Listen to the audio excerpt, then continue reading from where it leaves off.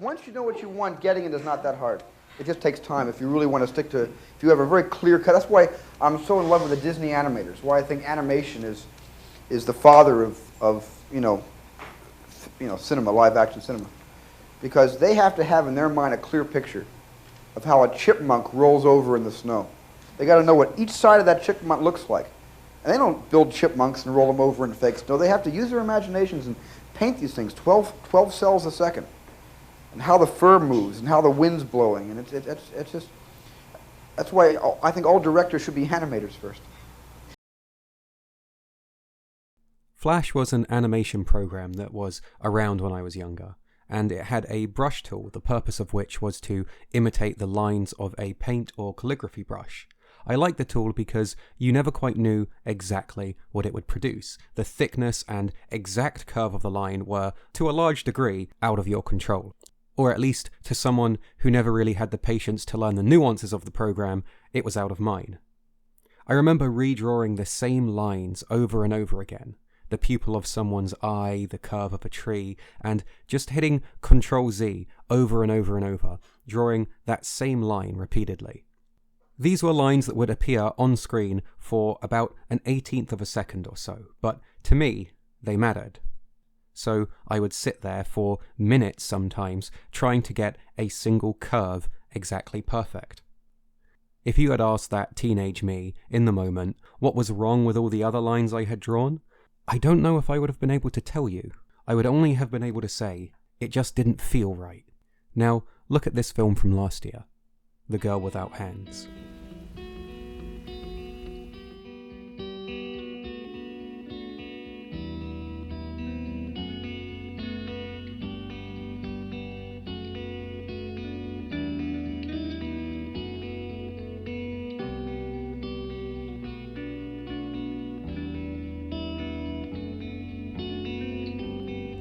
Every craft that takes a significantly long time is inevitably compared to a form of meditation. Though that may seem a little trite and perhaps easy, consider that this was a film directed and animated by a single person who actually did paint all of these individual frames. In this video, I want to talk about the idea of animation, and indeed a lot of crafts, as meditative.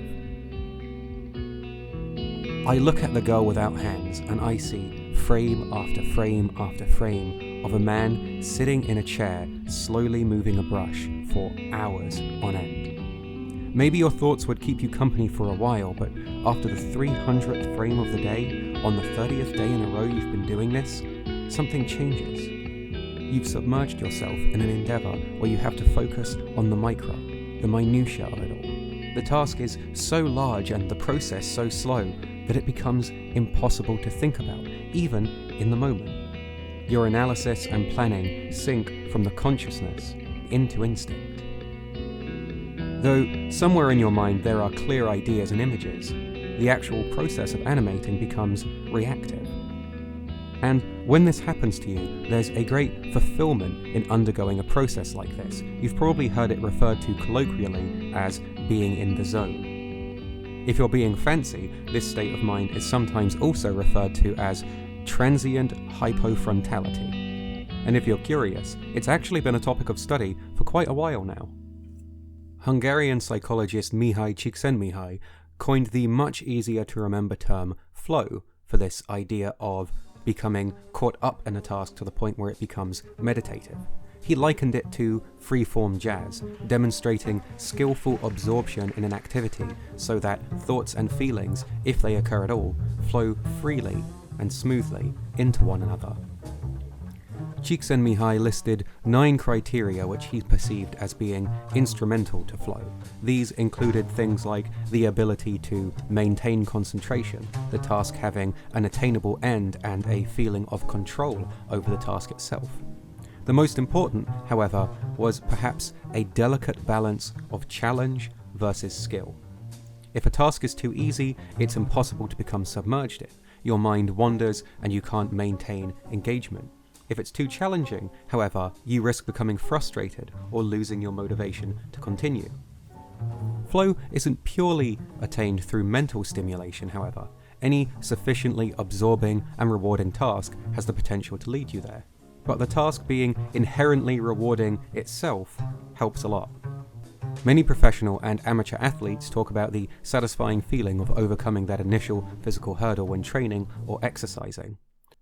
Haruki Murakami writes about this feeling wonderfully in his book What I Talk About When I Talk About Running.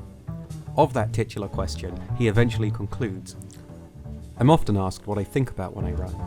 Usually, the people who ask this have never run long distances themselves. I always ponder the question, what exactly do I think about when I'm running? I don't have a clue." On the complete other end of the spectrum, many professional esports players describe a similar feeling when practicing. Competing is maybe a bit too high octane.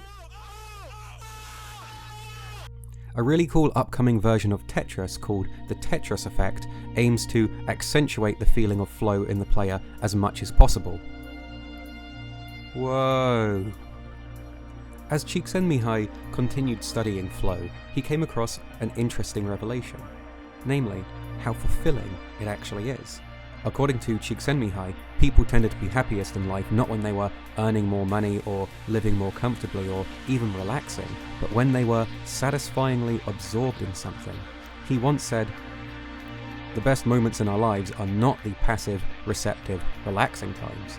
The best moments usually occur if a person's body or mind is stretched to its limit in a voluntary effort to accomplish something difficult and worthwhile." And this is something I see in a lot of labours of love, and animation in particular. It's something I see in The Girl Without Hands. A staggering effort, yes, but also a reflection of a human being submerged in their expertise. The minutiae of the film is expressed in a way only possible when animating a girl walking down the stairs takes you days at a time. Though the art style is impressionistic and simple, every subtle movement of an arm or wisp of hair caught in the breeze reflects an understanding of the small and quiet things that can turn a picture into a living character. There's a great ongoing decision in the film wherein when a character takes a deep breath or sharply exhales, their lines and their frame thins. Speaking on this, director Sebastian Laudenbach said his characters don't breathe with their chest, as they don't have a chest, they have lines.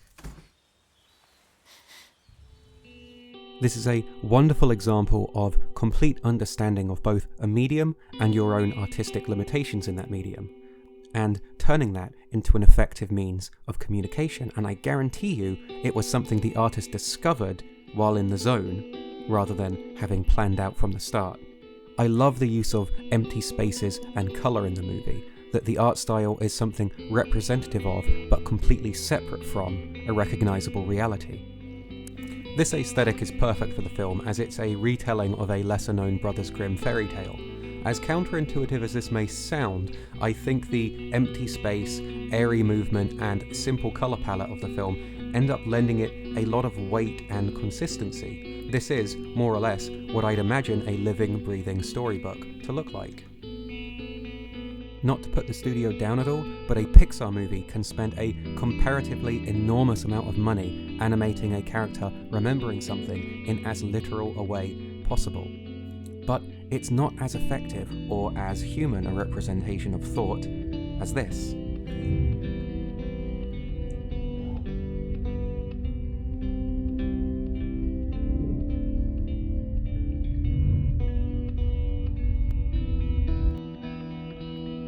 Or how about the representation of a long journey?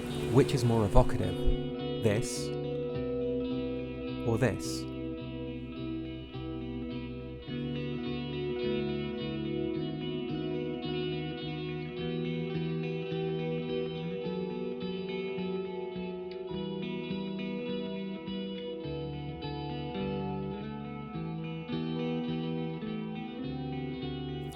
There's a real life in the line work of Girl Without Hands that many films approach, but not as many actually grasp.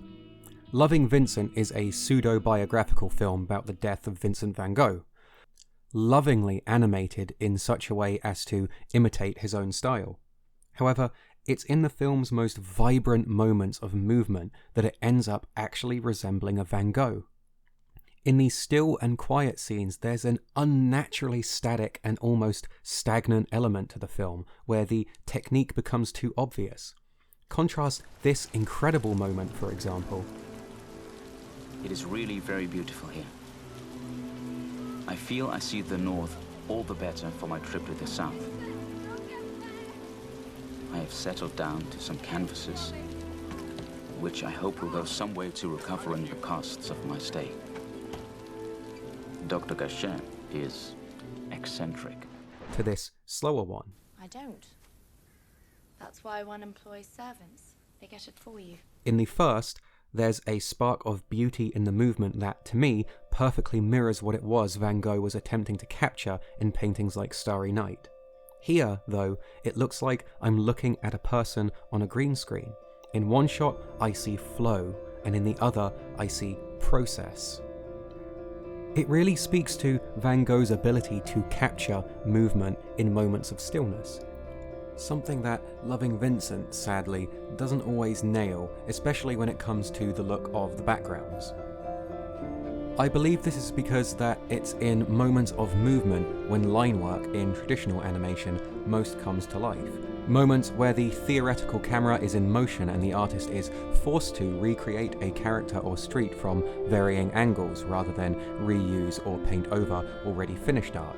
Loving Vincent is, despite its flaws, still a genuinely fantastic film, and it does have its share of wonderfully subtle moments, especially in some of the close-ups where more nuanced or subdued acting is helped along by the film's wonderful use of colour.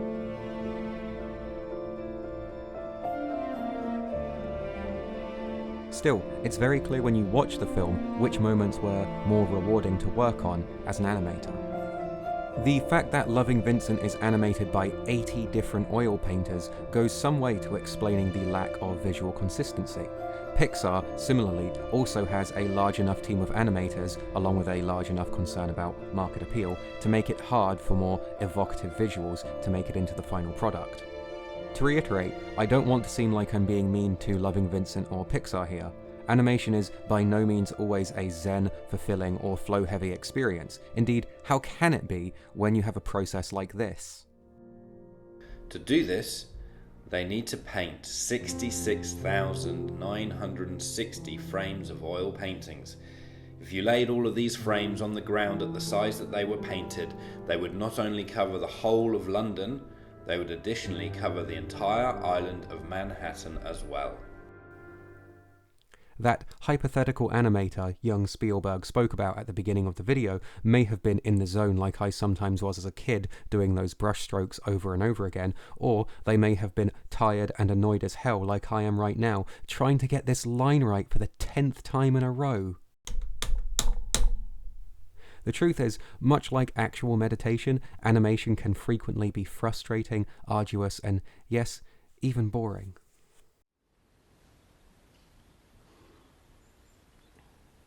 This is a shot from the film Walk With Me, a documentary that came out last year about mindfulness and meditation, and honestly, this is one of my favourite shots of last year. Look at this dude.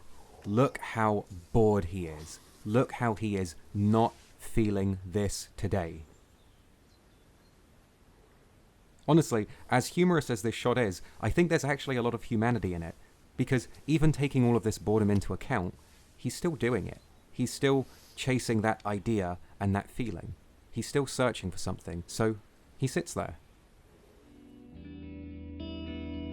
Despite being one of the simpler pieces of animation in the film, the final shot from Girl Without Hands really gets to me. On some level, I think it's perhaps because it's something I could easily see myself having animated as a teenager. In it, we see two souls ascending upwards, freed from their mortal bodies and their unjust, brief, strife-ridden lives.